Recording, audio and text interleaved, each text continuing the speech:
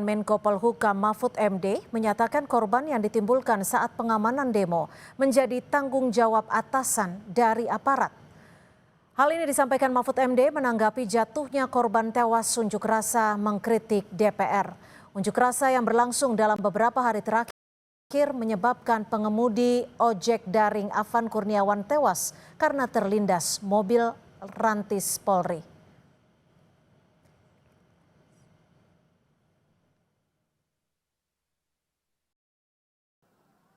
Dia di lapangan menghadapi massa yang sudah mulai sangat marah.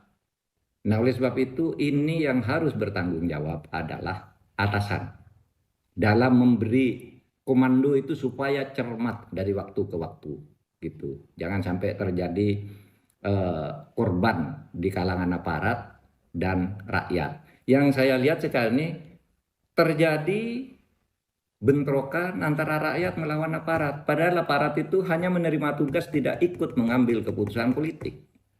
Jadi korban.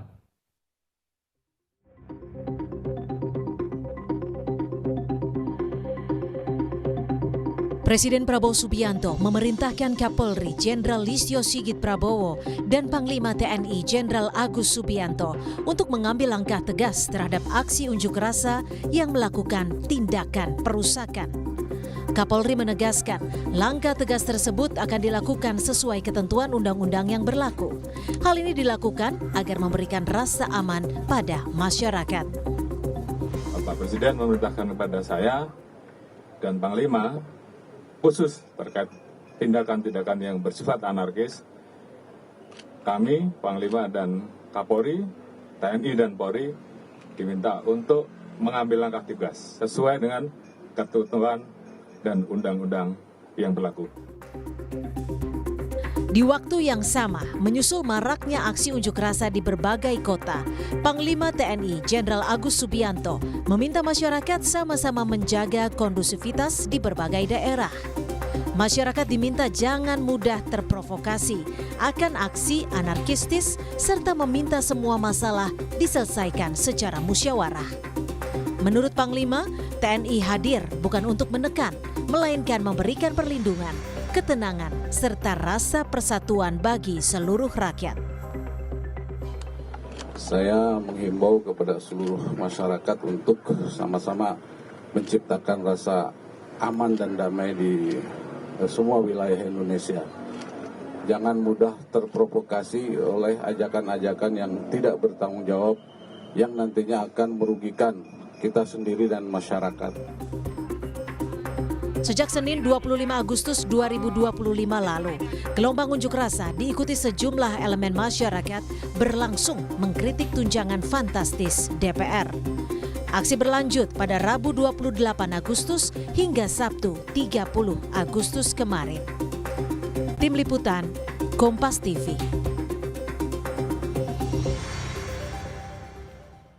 Presiden Prabowo Subianto memanggil pimpinan parpol dan ketua lembaga berupaya meredam eskalasi demonstrasi di Jakarta dan sejumlah daerah. Seluruh pimpinan partai politik yang memiliki kursi di DPR hadir di istana. Mereka mendampingi Presiden Prabowo menyampaikan keterangan terkait kondisi terkini. Prabowo menyampaikan menghargai dan menghormati aspirasi masyarakat dan meminta polisi mengusut transparan kasus meninggalnya sopir ojol Afan Kurniawan dan memerintahkan TNI Polri untuk menjaga fasilitas umum serta menindak para pelanggar hukum yang menyusupi demo murni penyampaian aspirasi.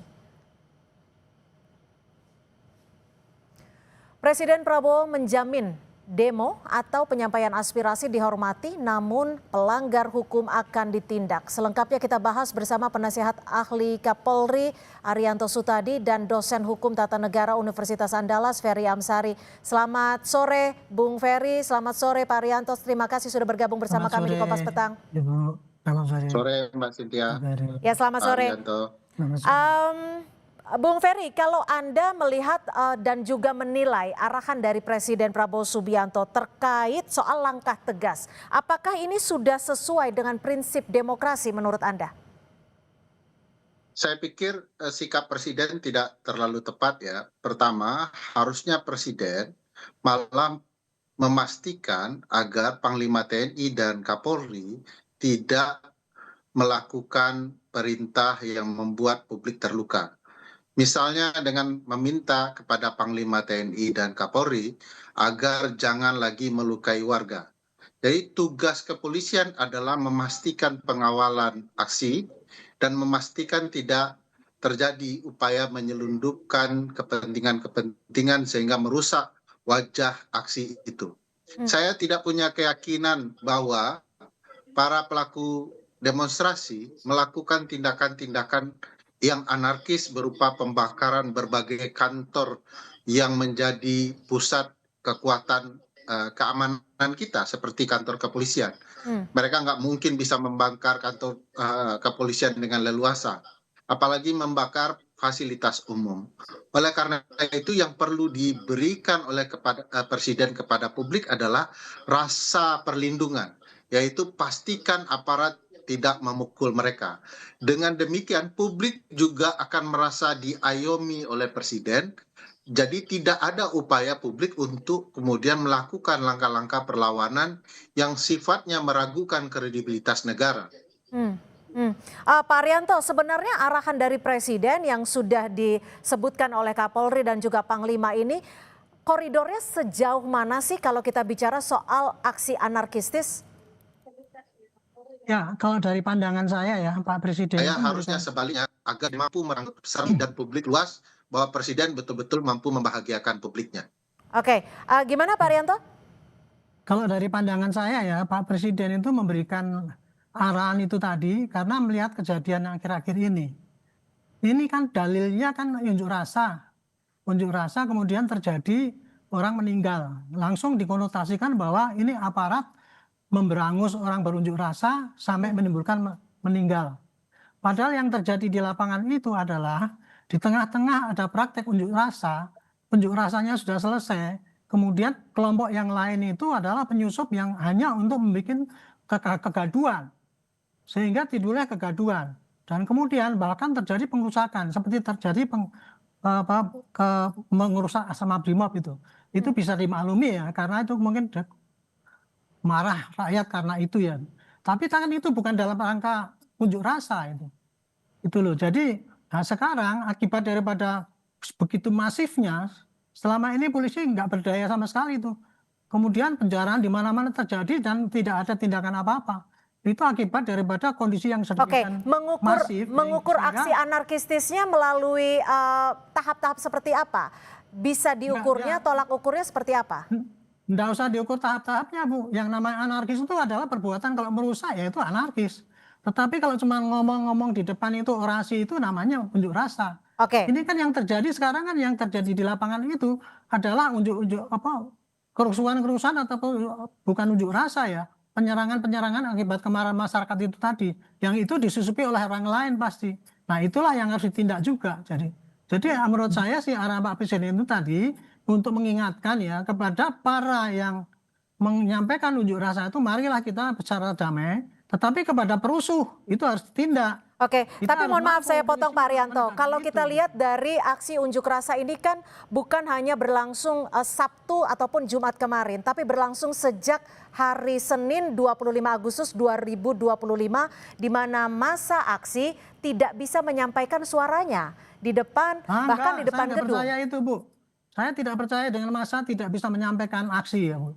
Karena ya protap daripada polisi kalau menghadapi ini unjuk rasa itu memang macam-macam, Bu. Tugas polisi di situ bertumpuk-tumpuk ya. Satu, kepada yang mengajukan orasi dia harus melindungi, memberikan kesempatan.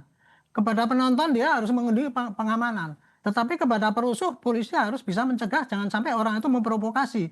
Kepada orang-orang yang sudah anarkis polisi harus bertindak menangkap dan memproses itu. Itu yang terjadi itu. Jadi kalau selama ini tidak bisa dikatakan bahwa itu proses unjuk rasa, kita tidak bisa menyampaikan orasi karena represif, itu saya tidak percaya lagi karena saya melihat kenyataan yang di lapangan yang terjadi sekarang ini adalah kerusuhan gitu. Unjuk rasanya ya, contoh saja yang waktu buruh kemarin tuh unjuk rasa buruh selesai itu sampai jam 1.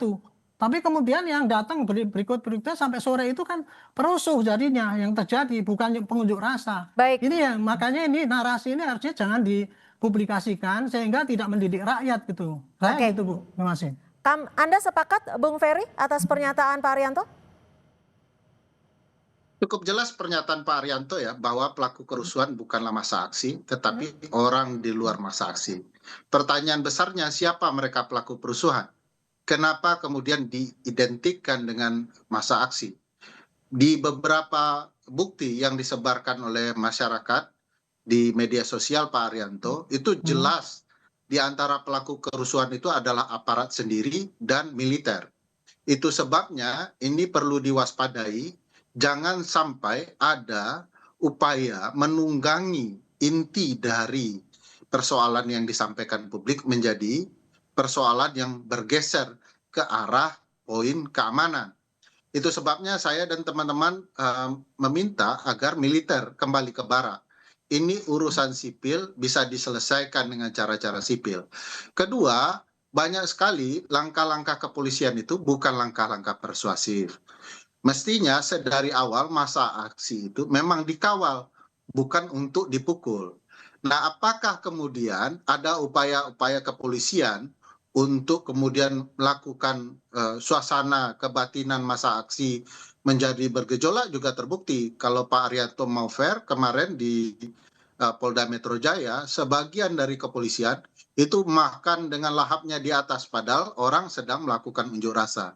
Jadi ada kesengajaan untuk mempertontonkan amarah publik untuk memancing. Sehingga ada kemungkinan dengan cara-cara tersebut dilakukanlah tindakan-tindakan untuk kemudian memaksa publik mundur.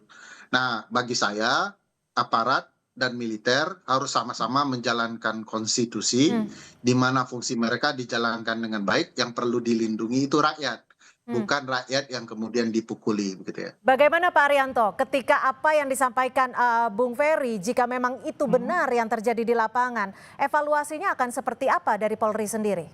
Saya tidak menyangkal ya apa yang disampaikan Pak Ferry itu kan. Tapi itu hanya sebagian daripada yang diviralkan. Sedangkan yang polisi yang on the right track, yang berhasil, yang bisa mengamankan selama ini jarang diviralkan. Tetapi apabila kekerasan itu melibatkan aparat, itu pasti viralnya cepat sekali. Sedangkan pada anggota polisi yang dia diajar oleh massa, itu kan banyak sekali. Kemarin juga dari rekaman-rekaman itu juga ada itu. Jadi intinya begini ya, polisi ya dari dulu itu sudah berusaha untuk menyadari bahwa sejak ada undang-undang penyampaian pendapat di muka umum itu, kita sudah dididik ya Pak. Dalam menangani unjuk rasa itu tugas pokok kita adalah memberi kesempatan dan melindungi mereka bisa berorasi secara damai. Itu sudah kita tanamkan pada prajurit di lapangan Bu, gitu. Dan kemudian kebiasaan-kebiasaan dari dulu bahwa kita itu meredam ataupun melakukan kekerasan itu sudah ditekan, tetapi anggota di lapangan itu juga terbatas kesabarannya. Kadang-kadang orang yang sudah seharian bertugas dari pagi sampai sore dalam kelelahan yang demikian, kemudian diperlakukan kayak gitu, ditendangi, dilempari gitu, ya pasti ada batas-batasnya itu. Maka terjadilah ekses-ekses yang di lapangan itu. Dan ini sudah kita antisipasi dengan cara yaitu kita melakukan penggantian, kemudian perawatan pada petugas yang di lapangan itu sampai Pak Arianto, lapar atau dan sebagainya itu. Usaha itu dilakukan, tapi masih kalah dengan viralitas daripada apa yang negatif itu, dan kemudian untuk memberangus seakan-akan kita itu masih eksesif, represif dan memberangus kebebasan berbicara. Itu yang saya sendiri nggak begitu terima ya sebagai polisi. Kita tuh capek sudah kita di lapangan ditendang-tendang kayak gitu. Jadi jika capek, jika kesabarannya terbatas, sebenarnya bisa tidak diinformasikan kepada masyarakat di ruang publik saat ini, protokolnya itu, SOP-nya itu seperti apa ketika massa ingin menyampaikan aspirasinya, tapi juga dilindungi, diayomi? Ya, nah, terima kasih ya.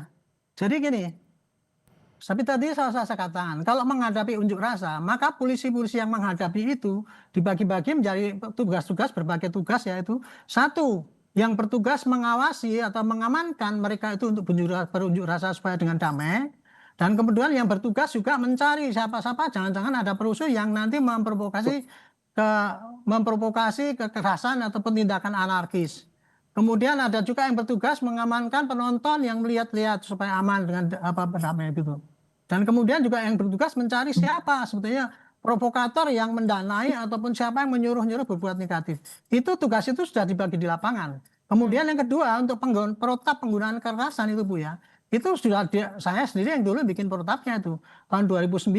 Penggunaan kekerasan yang dilakukan oleh polisi itu definisinya adalah penggunaan kekuatan yang mulai dari yang lemah sampai yang terkeras. Yang paling terkeras adalah menggunakan senjata api. Yang paling lemah penggunaan kekerasan polisi itu adalah satu hanya dengan efek deteren, misalkan menunjukkan identitas kita. Hei tolong berhenti, saya polisi. Itu yang paling lunak itu. Yang lebih meningkat lagi adalah dengan tangan. Disuruh ke sana, disuruh sini mengatur atau menghentikan orang yang melanggar aturan ataupun meningkat lagi penggunaan tangan kosong untuk menghentikan orang yang mau berbuat jahat. Meningkat lagi dengan senjata tumpul dan yang paling tinggi adalah dengan penggunaan senjata api. Senjata api itu pun itu ada aturannya, tahap-tahapnya. Mulai dari tahapan peringatan sampai kemudian penangkalan dan kemudian yang terakhir adalah pelumpuhan apabila itu memang sudah mengancam orang sehingga menimbulkan kematian atau luka parah. Itu step-stepnya sudah ada, Bu, sudah diajarkan gitu. Bung Ferry, jika memang tahap-tahapnya sudah ada, SOP-nya sudah ada, lalu bagaimana dampak dari arahan Presiden ini yang sudah disebutkan oleh Pak Kapolri sendiri bisa mempengaruhi ruang demokrasi?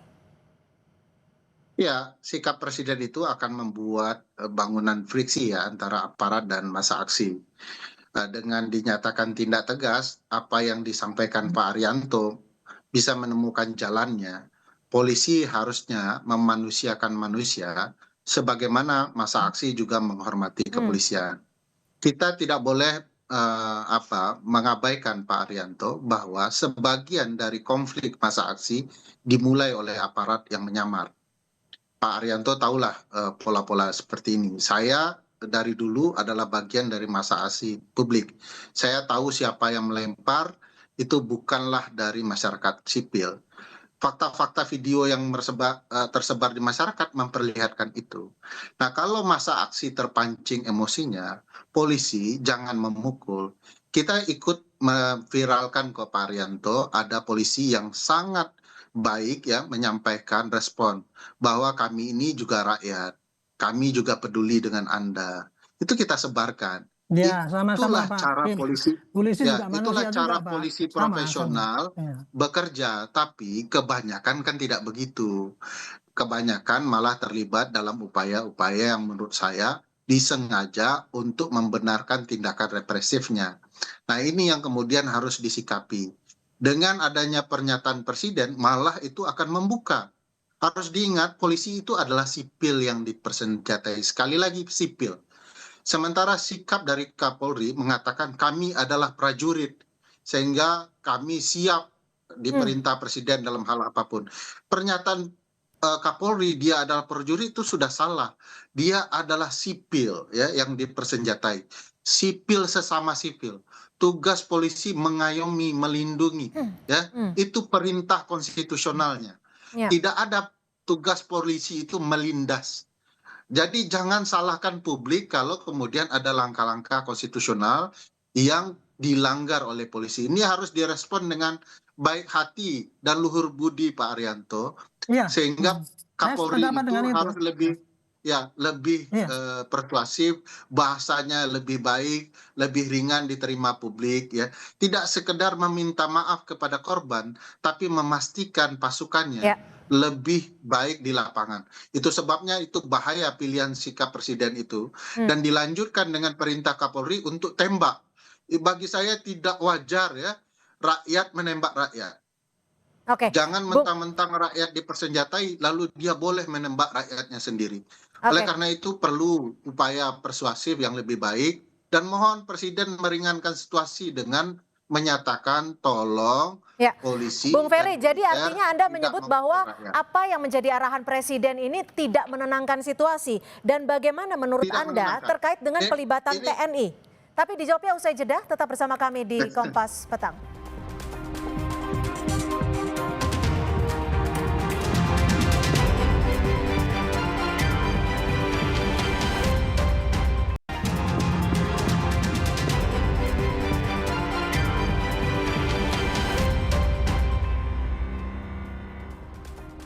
Terima kasih Anda masih bersama kami di Kompas Petang. Pak Arianto menanggapi apa yang sudah disampaikan oleh Bung Ferry tadi. Lalu kalau kita mengingat ada korban jiwa dalam peristiwa aksi unjuk rasa beberapa hari belakangan ini. Sebenarnya bagaimana mekanisme akuntabilitas dari petugas kepolisian? Maksudnya apa? Kalau itu tadi kemarin ya terjadi yang Brimob Rantis Menggilas itu contohnya itu ya. Ya, Itu kan korban jiwa gitu ya. betul. Itu dalam hal terjadi musibah seperti itu ya, apalagi itu terjadi korban jiwa. Itu langsung otomatis harusnya melakukan tindakan tegas ya, yaitu memeriksa apakah apa yang terjadi, yang sesungguhnya terjadi. Kemarin itu kenapa kok sampai anggota itu dengan kayak semacam panik kemudian masuk ke jalan kemudian sampai melindas orang dan kemudian tidak bisa mundur lagi itu. Nah itu kan kemarin sudah dijawab ya. Dengan segera dilakukan, saya sendiri menyarankan waktu itu, ini Kapolri harus segera periksa orang itu dan ketika besok press release harus sampaikan bahwa sudah ditindak yang bersangkutan dan kemudian akan diproses sesuai dengan hukum yang berlaku. Yang bertanggung jawab sayangnya hanya petugas yang ada di lapangan atau seperti apa? ya, akan kalau orang bertugas di lapangan itu Bu, itu sudah merupakan satu kesatuan, itu otomatis semua kesatuannya akan diperiksa. Pejabat yang di atas itu. Makanya kemarin kepada kejadian peristiwa kemarin itu mestinya 7 orang itu diperiksa ya. Mesti ditanya, kenapa Anda melakukan tugas ini melarikan mobil motor. Ini kalau kita melihat pengamanan seperti itu ketika belum ada arahan dari Pak Presiden untuk melakukan tindakan tegas. Lalu bagaimana menjamin bahwa saat ini tidak akan lebih represif lagi? SOP sebelumnya itu sudah ada tuh protap dalam penanganan ini sudah ada Bu. Apabila terjadi insiden seperti ini maka otomatis akan diperiksa. Dalam SOP dalam ini ya petunjuk pelaksanaan protap penggunaan kekerasan itu pun sudah disebutkan juga apabila ada anggota polisi ya yang menimbulkan korban dalam penggunaan senjata ataupun apa itu akan diperiksa kenapa dia menggunakan seperti itu diminta pertanggungjawabannya. Atasannya pun juga akan diminta pertanggungjawabannya kenapa dia berbuat begitu gitu. Dari keterangan itulah maka kita bisa menentukan apakah dia itu memang betul salah mutlak melakukan kejahatan ya atau dia hanya salah prosedur karena situasi lingkungan atau dia tidak sengaja atau bagaimana dan sebagainya. Itu nanti akan ditentukan ya dalam pemeriksaan itu dan kemudian akan dijatuhkan sanksi. Nah, tapi kalau di lapangan seperti itu SOP-nya harusnya bagaimana sih Pak Haryanto ketika ada banyak massa dan juga ada kendaraan taktis yang bisa dikatakan sebenarnya cukup powerful, SOP-nya harusnya bagaimana? Itu secara teoritis kalau menggunakan senjata SOP kendaraan itu pasti kesana kemari itu perintah daripada yang membidangi itu entah itu komandan unit atau komandan peleton kita nggak tahu ya. Saya nggak tahu ukurannya di situ tuh. Tetapi yang jelas itu atas dasar perintah biasanya begitu. Tapi ketika kemarin saya melihat kejadian di lapangan itu saya jadi ragu ini apakah karena kan itu tidak dalam membubarkan itu seakan-akan kendaraan itu melaju dengan kencang gitu seakan panik ya. Katanya sih kemarin itu katanya dia dikejar massa kemudian mau dilempar bom molotov sehingga itu kencang sehingga akhirnya ketika nabrak juga nggak berani mundur karena di belakangnya sudah ada orang lagi itu akhirnya terus itu tadi itu yang diperiksa dan kemudian langsung ditentukan bahwa dia itu jelas melanggar SOP tetapi saya sendiri tidak tahu persis apa pasal apa yang dikenakan untuk itu pasalnya pasti ada. Oke, Bung Ferry, bagaimana Anda melihat seperti ini? Jika memang betul ada kesalahan SOP, apakah menurut perspektif Anda hal ini bisa menjadi suatu hal yang mungkin bisa dimaklumkan? Dan juga bagaimana kita melihat jika memang ada pelibatan TNI dalam penanganan aksi unjuk rasa? Apakah ini suatu hal yang demokratis ketika kita tahu bahwa fungsi TNI dan fungsi Polri sendiri bisa dikatakan berbeda? Ya, pertama kalau saya lihat ya kejadian dari video ini bukan melanggar SOP. Kalau melanggar SOP itu melanggar etik, melanggar administratif. Ini pembunuhan bagi saya.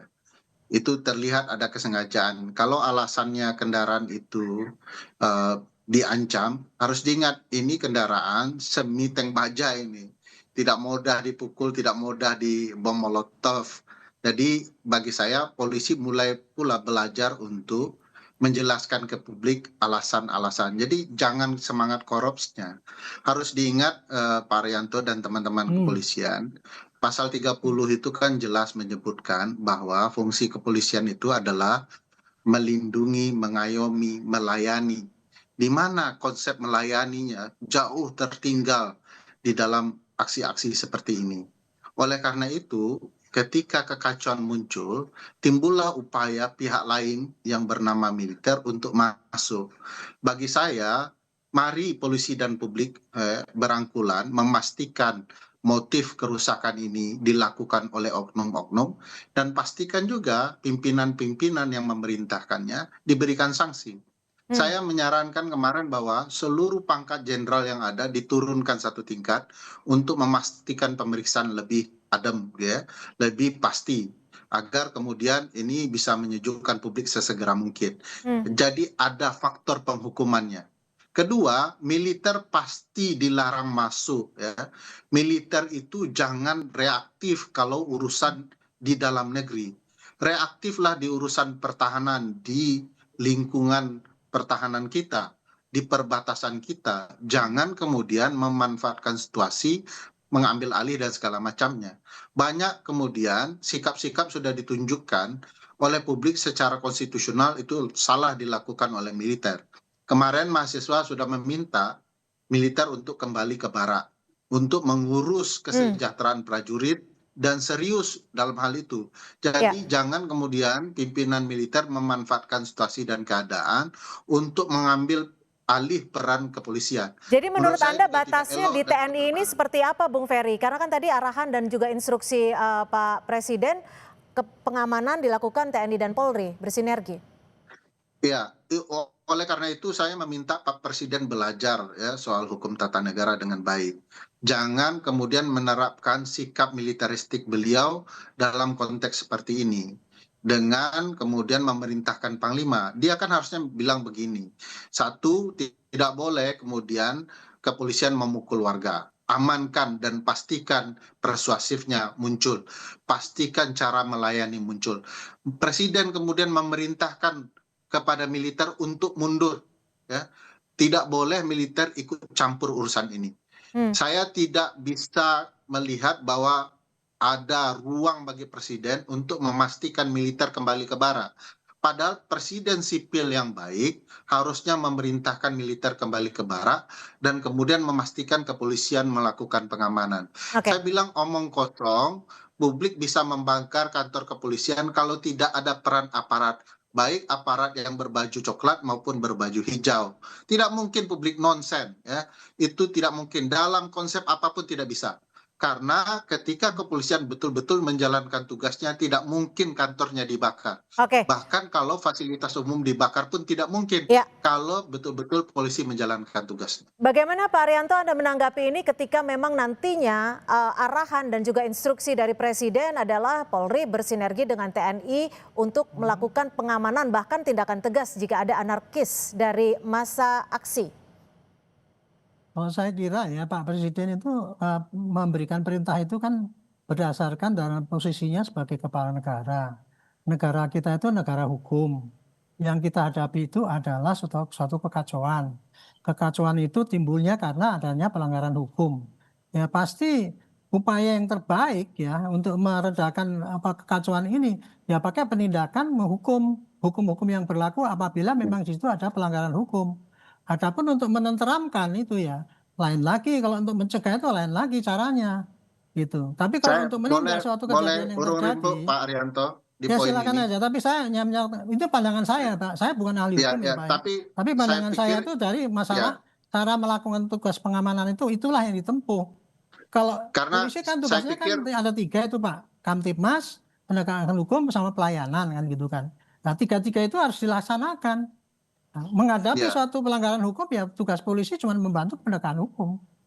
Silakan Bung Ferry. Ada pencegahan, ada penindakan. Ya, bagi saya pernyataan Pak Arianto tidak tepat betul ya kalau bicara soal apa yang harus dilakukan presiden. Kan titik persoalan bukan di masa aksi, tapi di ruang politik kekuasaan yang salah mengeluarkan kebijakan. Nah, kalau harus itu saya Pak Arianto lihat. saya bukan orang politik, Pak. Makanya solusinya harusnya saya hanya dari presiden pandangan bukan, saya sendiri aja. Gitu. Ya, solusinya bagi presiden bukan memerintahkan menindak tegas kepada masa aksi, tapi kemudian menindak pelaku-pelaku politik yang menimbulkan kegerahan atau kemarahan masa aksi. Nah ini yang belum terlihat dari presiden. Jadi duduk persoalannya tidak diselesaikan oleh presiden. Presidenlah yang harus menyatakan untuk sementara agar ketua-ketua umum partai memerintahkan anggotanya berhenti gitu ya, dan kemudian memberikan sanksi di partai politik. Presiden juga bisa memerintahkan kepada parlemen menunda kenaikan gaji mereka. Itu substansi persoalannya, bukan menindak tegas gitu ya. Kalau menindak tegas, saya jamin Pak Arianto, publik yang terluka itu akan semakin reaktif. Jadi carikan solusi yang paling tepat, yaitu ke pokok persoalannya. Kalau presiden menyentuh perasaan publik dengan menyampaikan, saya dengan ini menyatakan mulai hari ini untuk sementara waktu kenaikan gaji dan berbagai upaya para pejabat publik untuk berkunjung ke luar negeri untuk dihentikan. Nah ini masih aja anggota Oke, parlemen pergi ke Sydney dan lain-lain. Jadi baik. menurut saya pokok persoalannya itu jangan kemudian malah mengukur masyarakat sebagai pokok persoalan sehingga boleh ditindak tegas. Itu yang salah menurut saya. Oke, Pak Arianto, lalu bagaimana dari Polri sendiri, adakah jaminan keamanan ketika masyarakat ingin menyampaikan aspirasinya? Apakah memang ketika aspirasi ada arahan ataupun instruksi untuk penindakan tegas, masyarakat artinya harus mengurangi suaranya atau seperti apa untuk menjamin keselamatan mereka juga? Justru perintah ya Bu, yang menindak tegas itu ya sejak, saya ulangi lagi, sejak ada undang-undang penyampaian pendapat di depan umum tahun 99 atau apa itu ya.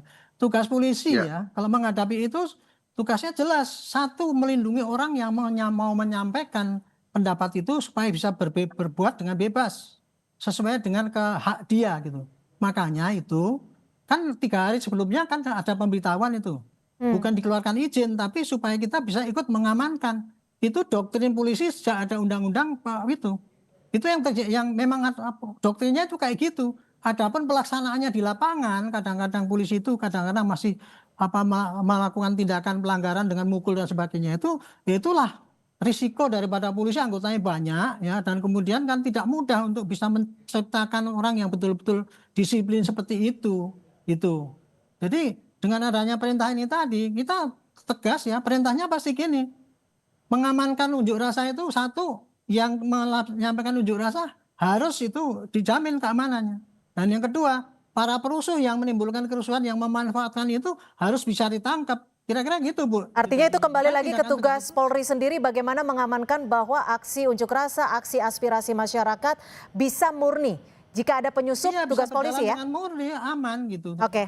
Melindungi masyarakat, melindungi pembicara, tapi juga mencegah si perusuh itu supaya bisa ditangkap. Sehingga itulah tanggung jawab polisi untuk mengamankan semua orang kan gitu. Oke. Artinya kami pertegas lagi, penyusup yang ada di lingkaran aksi aspirasi masyarakat, tugas dari Polri sendiri untuk mengamankan penyusup tersebut. Betul, untuk mengamankan dan menindak pelanggarannya itu. Oke, baik. Terima kasih Pak Arianto Sutadi, penasihat ahli Kapolri, Bung Ferry Amsari, terima kasih dari dosen hukum tata negara dan juga peneliti dari Posdam Universitas Andalas. Terima kasih, selamat sore.